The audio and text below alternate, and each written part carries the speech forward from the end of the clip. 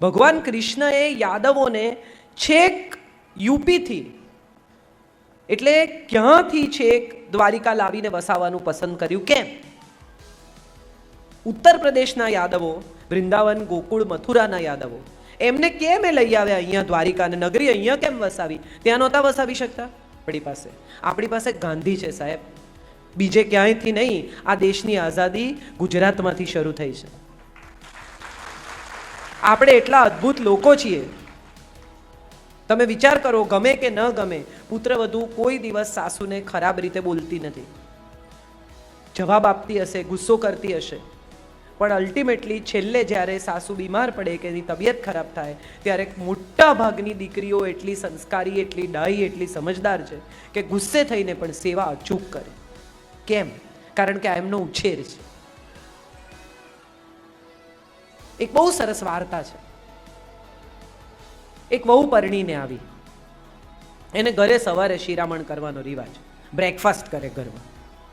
હવે આ બ્રેકફાસ્ટ કરે ને સાસરે તો કોઈ કશું સવારે ખાય નહીં. વહુને થઈ ગયું ટેન્શન કે અહીંયા તો ભૂખ્યા મરવું પડશે, મરી ગયા હવે, આ તો આવી બન્યું આપણું. એટલે એણે રાત્રે ભાખરી ને રોટલા ને એવું ચોરી લે, જે બન્યું હોય ને, અને ઘંટીની નીચે છુપાવે. સવારે દળવા બેસે ત્યારે ખાય, બીજો તો કોઈ રસ્તો નહીં. એક દિવસ એવું થયું કે સાસુ વહેલા ઉઠ્યા. એને એમ થયું કે આ બિચારી મારી વહુ રોજ દળે છે, લાવો આજે હું દળી નાખું. સાસુ જેવા દળવા બેઠા એવું એણે નીચે વાડકી જોઈ, એમાં લુખ્ખી ભાખરી. સાસુને થયું, અરે બિચારી બોલી શકતી નથી, હવે જો હું એને એમ કહીશ કે મેં ભાખરી પકડી પાડી તો એને બિચારીને કેટલું શરમજનક થશે, મારે કંઈ કહેવું નથી. સાસુએ રોજ ઘી ગોળ ચોળી અને વહુ વાડકીમાં ભાખરી મૂકે, એની ઉપર ઘી ગોળ મૂકે ને વાડકી પાછી મૂકી દે. વહુને થયું કે અરે મારો વર મારો કેટલો ખ્યાલ રાખે છે. સાસુ તો સારી હોય જ નહીં, આપણે ત્યાં એવું નક્કી જ છે. કોઈને એવો વિચાર આવે જ નહીં કે આ સાસુએ કર્યું હશે. સીતાએ વનવાસ જવાનું કેમ નક્કી કર્યું બોલો? ખબર છે કોઈને? રામ માટે બહુ પ્રેમ હતો. એટલે જે ઘરમાં 3 સાસુ હોય અને વર ના હોય ત્યાં રહેવાય? એટલે જતી રહી કે આપણે ત્યાં જ સારું ભાઈ, જંગલ સારું. 3 સાસુ અને વરની ગેરહાજરી, આ તો પોસાય જ નહીં. મજાની વાત એ છે કે વર્ષો વીત્યા, સમય બહુ થયો, સાસુ હવે બહુ ઘરડા થઈ ગયા.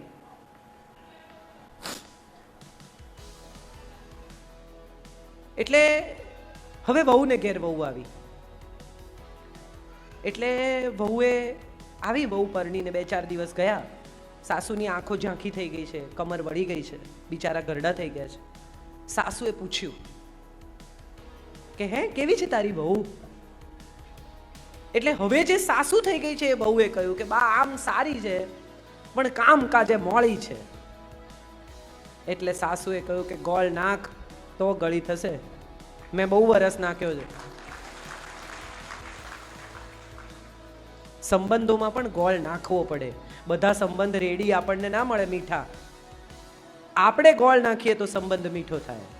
આપણી તો અત્યારે અપેક્ષા શું છે? બધું રેડીમેડ, પેકેટ ખોલો, ચટણીમાં પાણી નાખો, હલાવો, ચટણી રેડી. પણ આ સંબંધ છે, આ ચટણી નથી.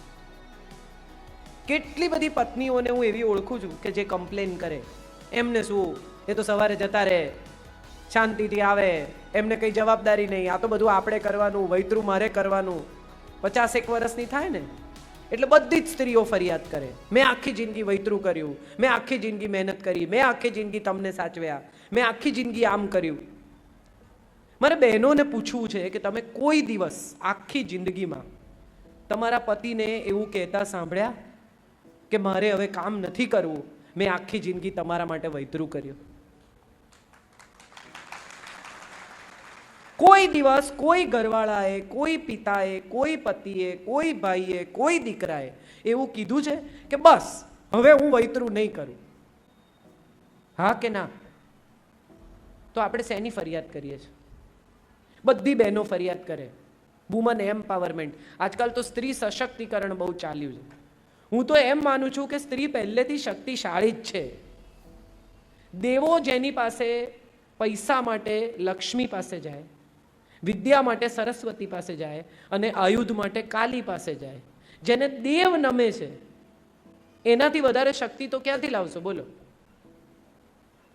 ભગવાને કેમ એવું પસંદ કર્યું કે સ્ત્રી જ માં બને? બેમાંથી કોઈ બી ચોઈસ થઈ શકતી હતી ને. જ્યારે એણે સર્જન કર્યું હશે ત્યારે એણે વિચાર નહીં કર્યો કે આ બેમાંથી કોને માં બનાવવું.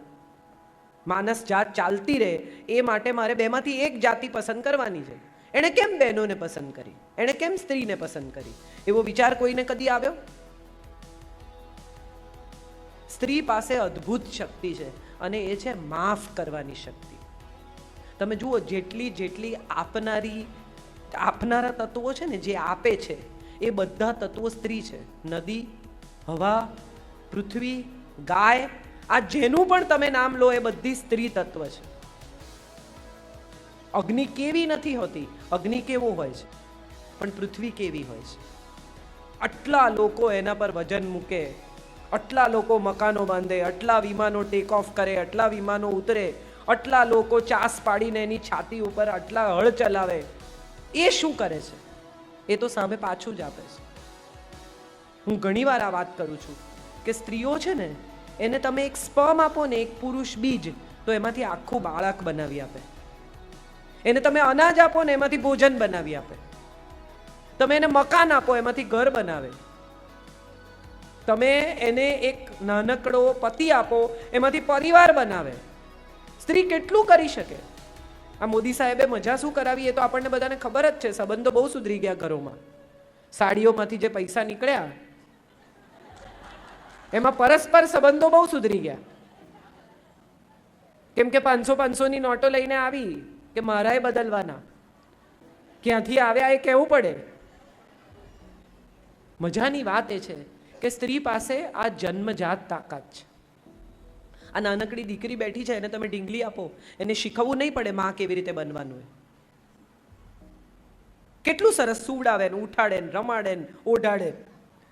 અને એક દીકરો અહીંયા હમણાં આવ્યો ને ઉપાડી ગયા, એને તમે આપો ઢીંગલી, હાથ છૂટો પાડે ને, પછી પગ છૂટો પાડે ને, વાળ કાપી જુએ. આ બે જુદા તત્વો જ છે. ઈશ્વરને ખબર છે કે કોની પાસે કોમળતા છે, કોની પાસે રુજુતા છે, કોની પાસે પ્રેમ છે, કોની પાસે દયા છે, કોની પાસે ક્ષમા છે, કોની પાસે મમતા છે, કોની પાસે વાલ છે. કોણ કરી શકશે આ બધું?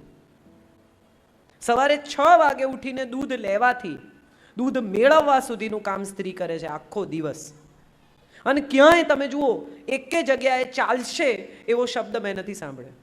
ઘરમાં 2 લોકો જુદા શાક ખાતા હોય ને તો વિચાર કરે કે ના પછી નહીં ખાય ને, લાવ બનાવી નાખો. તાવ હોય ને તોય ઊભી થઈને ઘરના લોકો માટે રસોઈ કરે. કેમ? કારણ કે સ્ત્રી જન્મજાત માં છે. ઋગ્વેદનો એક શ્લોક છે. આપણા 4 વેદો છે, અથર્વ, ઋગ્વેદ, સામવેદ, યજુર્વેદ. આમાં ઋગ્વેદનો એક શ્લોક છે. નવવધુ જ્યારે નવી સ્ત્રી, નવી છોકરી પરણીને આવે ત્યારે એને આશીર્વાદ આપે છે અને એમ કહે છે કે તને 10 પુત્રો થાવ અને પતિ તારો 11મો પુત્ર બની રહો. સ્ત્રી તો પોતાના પતિની પણ માં જ છે. તમે જુઓ, પતિ માંદા પડે ને તો એ માની જેમ જ ચાકરી કરે, ત્યારે એ પત્ની નથી થતી. આટલા બધા ગુણો આપણામાં છે, તેમ છતાં આપણને શું રોકે છે સફળ થતા? એવો વિચાર કદી કોઈ સ્ત્રીએ કર્યો? હમણાં જોની લીવરનો એક કાર્યક્રમ હું સાંભળવા ગઈ હતી. જોની સાહેબ બહુ ઇન્ટરેસ્ટિંગ છે. એટલે એમણે એક સરસ જોક કીધી જે મને બહુ ગમ્યો. જે રીતે એમણે કીધું કે એક ભાઈ મને મળવા આવ્યા અને પછી મળવા આવીને મને કહે છે કે મારી પત્ની સાહેબ બહુ રૂપાળી છે, કાળા વાદળ જેવા વાળ, ગોરી આરસ જેવી સ્કિન, નામ તમે અડો ને તો હાથ લપસી જાય, માખી બેસે તો લપસી પડે એવી ચામડી સાહેબ, એવી સુંદર આંખો, 2 પાણીદાર, એના પર 2 મજાના ભવા, મજાના 2 હોઠ આમ પરવાળા જેવા, એની અંદર આ મોતી ગોઠવ્યા એવા દાંત. પણ સાહેબ એક વાત કહું, આ દાંતના જે મોતી ગોઠવ્યા ને એની પાછળ જીભ આપીને ભગવાને સત્યાનાશ કર્યું.